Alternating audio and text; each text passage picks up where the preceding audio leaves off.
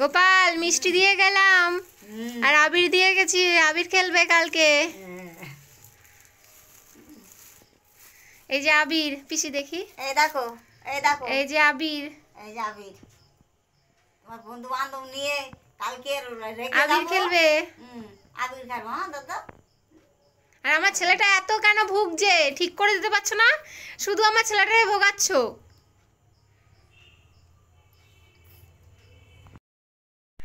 দেখো সবাই, গোপালকে দেখো আবির দিয়ে যাচ্ছি। কালকে হোলি, আজকেই আমি গোপালকে আবির দিয়ে যাচ্ছি। এই যে ইয়েলো আর পিঙ্ক নিয়ে এসেছিলাম। বন্ধুরা, কাল ভিডিওটা শেষ করতে পারিনি। কাল ডাক্তার কাছ থেকে এসছি, আসার পরে ফ্রেশ হয়ে তারপর মানে বাড়ি এসেই দেখি এগুলো বাড়িতে এসছে আমার ছেলের জন্য, কত কিছু ওর দাদু নিয়ে এসছে। তো ভিডিও যে করব সেই পরিস্থিতি ছিল না আমার ছেলের, মানে আমি এসে ফ্রেশ হওয়ার পরে ছেলের কাছে গেছি, দেখি ছেলের গা জ্বরে পুড়ে যাচ্ছে। তো জ্বর থার্মোমিটার দিয়ে দেখেছি 106। জানি না সেটা ভুল উঠেছে কিনা, আমি যে কবার দেখেছি 4-5 বার দেখেছি 106। তো এই দেখো সেগুলো একটু তোমাদের সঙ্গে শেয়ার করি। তো রাতে ওকে ওষুধ খাইয়েছি, মাথায় জল দিয়েছি 2 বার। তো আমার ছেলেটা হওয়ার থেকে যে এত ভুগছি আর ভালো লাগে না, জানো না বন্ধুরা। সেই 17 দিন বয়স থেকে ডাক্তার ডাক্তার করে পাগল হয়ে যাচ্ছি, এত টাকা কোথায় পাবো। ওর বাবা তো সেরকম ইনকাম না এমনি, তাই তো ওর বাবার সংসার চালাতে হচ্ছে না, আছি তো মায়ের কাছে পড়ে, সব কিছু তো মায়ের, শুধু ওর ডাক্তার খরচ খাওয়া খরচ এটাই ওর বাবা চালাচ্ছে। তো সেটাও পেরে উঠছি না গো, এত মানে টাকা কোথায় পাবো।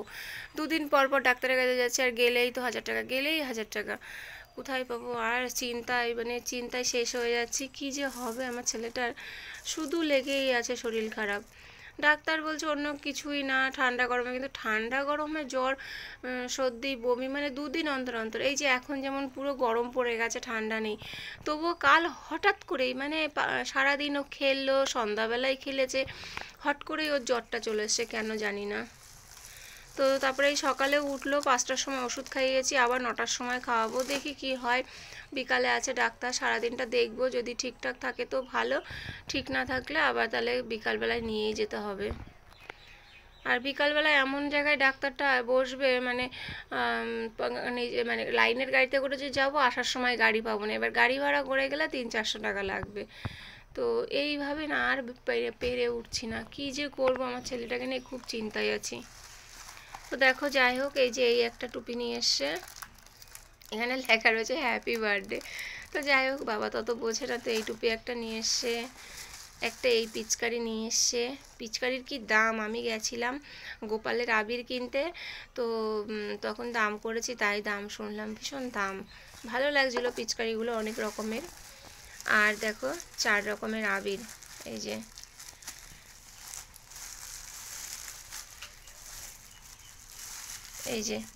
এই 4টে কালারের আবির নিয়ে এসছে। আসলে ও তো ছোটো মানুষ, ও তো আর খেলবে না, কিন্তু মানে একটু মুখে দিয়ে ছবি তুলবো। আর এটার মধ্যে এই যে ড্রেসটা আছে, তো দেখি।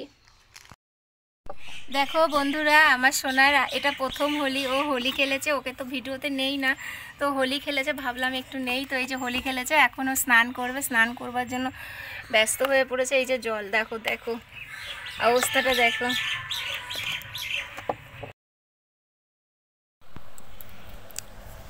তো দেখো বন্ধুরা, আজ হোলি, তো হোলির দিন একটু ঠাকুরকে মিষ্টি মুখ করানোর চেষ্টা করলাম, বেশি কিছু পারিনি। তো কাল রাতে যে আবির আনতে গেছিলাম তখনই মিষ্টি এনে রেখেছিলাম।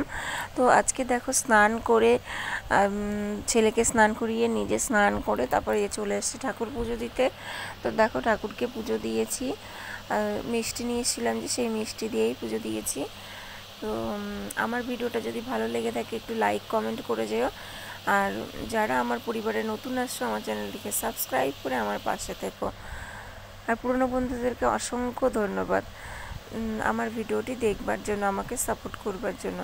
তো তারপরে দেখো চলে এসেছি, ছেলের জন্য একটু রান্না করব, ওকে একটু খিচুড়ি করে খাওয়াবো। তো সেই জন্য একটু মানে কাটাকুটি করছি।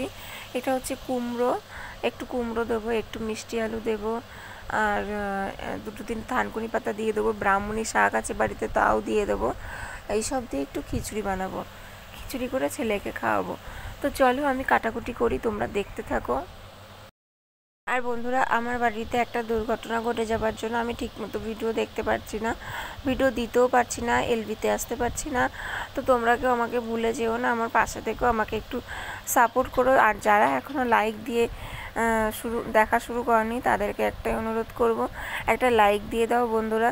আর আমার বাড়িতে দুর্ঘটনা বলতে আমার দাদু মারা গেছে, তো দাদু গত হয়েছেন, তো ওই জন্য বাড়িতে একটু কাজ বাজ আছে, ব্যস্ত আছি।